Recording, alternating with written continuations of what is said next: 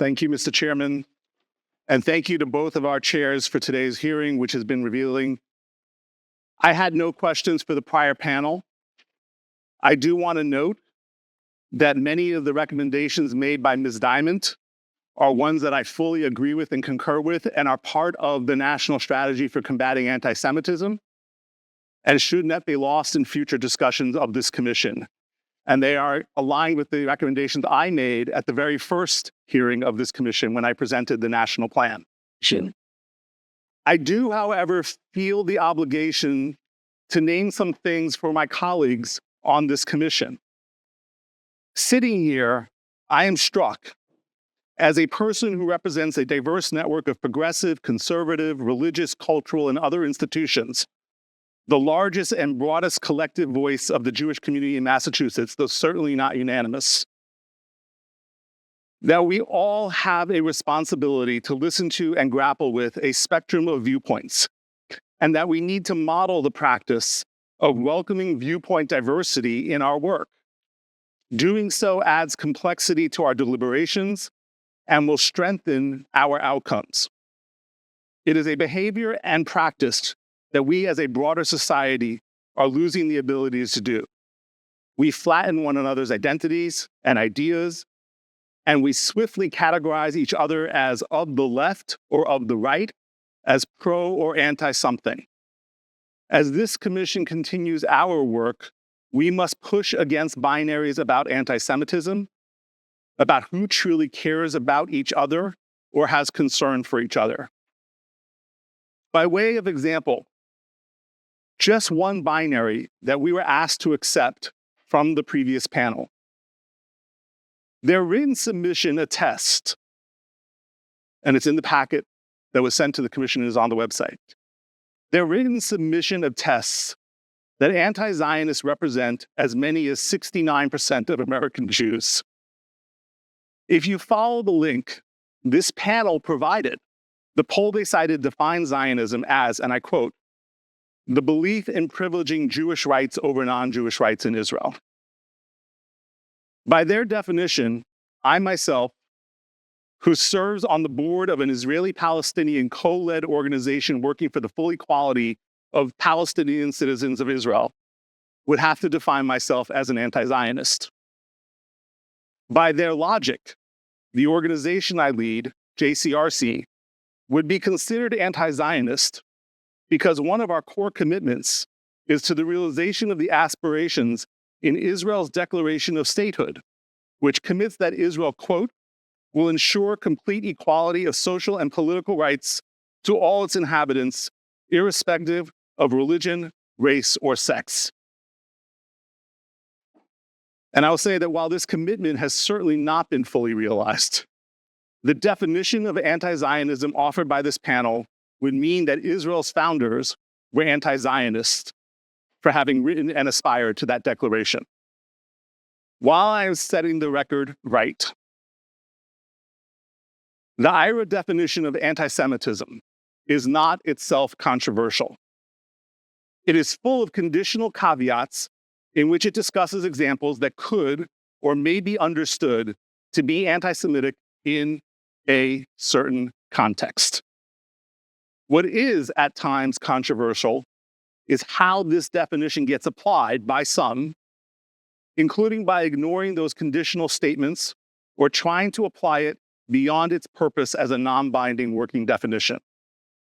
For the record, IRA has been embraced by 4 consecutive United States administrations, beginning with its adoption by the International Holocaust Remembrance Alliance, thanks to the leadership of then Secretary of State John Kerry. IRA is the official definition in Massachusetts by executive order.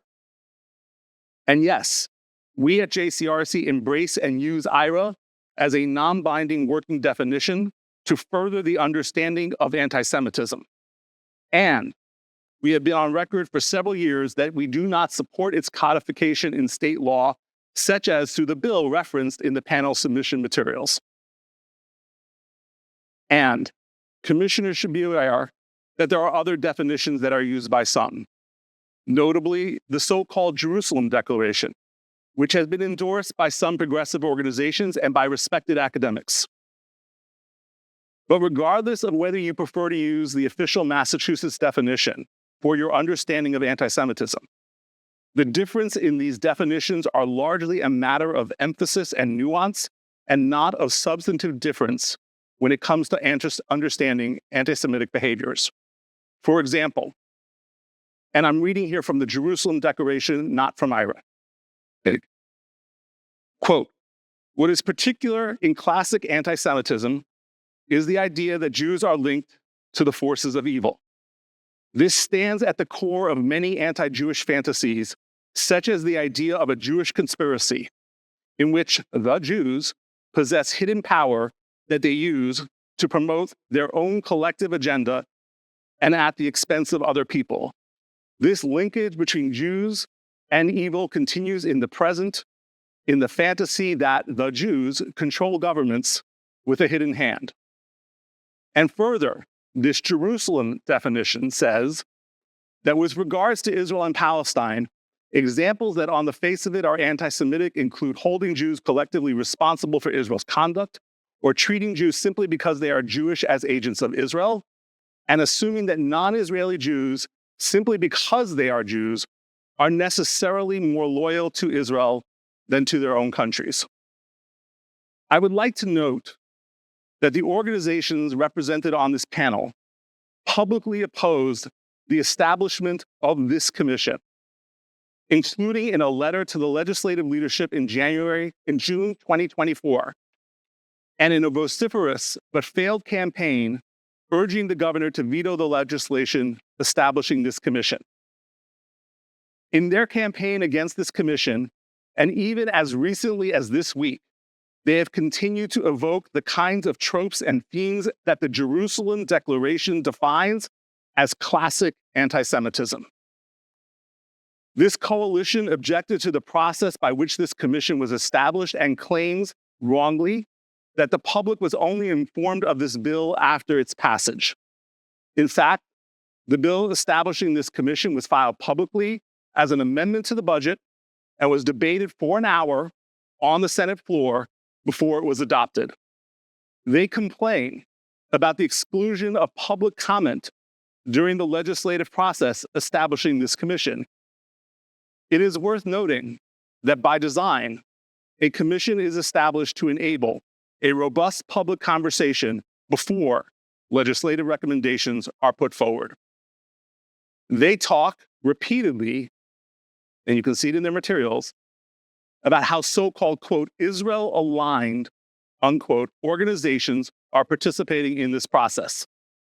The implication being that the broadest representative bodies of Massachusetts Jewish community are agents of a foreign government, and that our engagement with the legislature is somehow tainted because we represent a community that has broad and deep attachments to a Jewish homeland and to our people who live there, even as we hold great diversity within our community about the meaning of that attachment and how it informs our politics. Just this weekend, a lead member of this coalition, Mass Peace Action, sent out an email regarding today's hearing, saying that this coalition, quote, came together in response to a backdoor effort supported by Israel-aligned advocacy groups to shape anti-Semitism policy, end quote. This kind of rhetoric is hardly surprising, given that 3 years ago, Mass Peace Action and other members of this coalition openly celebrated and amplified the dangerous Boston Mapping Project, which was a call to action to literally, quote, dismantle our local Boston Jewish community. At our first hearing, I shared with this commission that the national strategy to combat anti-Semitism explicitly states that anti-Semitism has unique characteristics that require tailored responses and can manifest distinctively.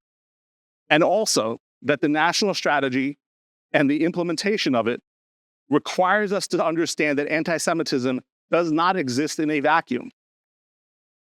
I said that anti-Semitism and other forms of hate do not operate in isolation from one another, nor should the communities they target. Understanding how anti-Semitism is a specific and distinct form of hatred also allows us to understand how it manifests in different ways across the ideological and political spectrum, even when that will be uncomfortable and inconvenient for those who only want to fight anti-Semitism when it serves their partisan or ideological agendas. Again, I thank the chairs for providing what has truly been a revealing and illuminating day so far.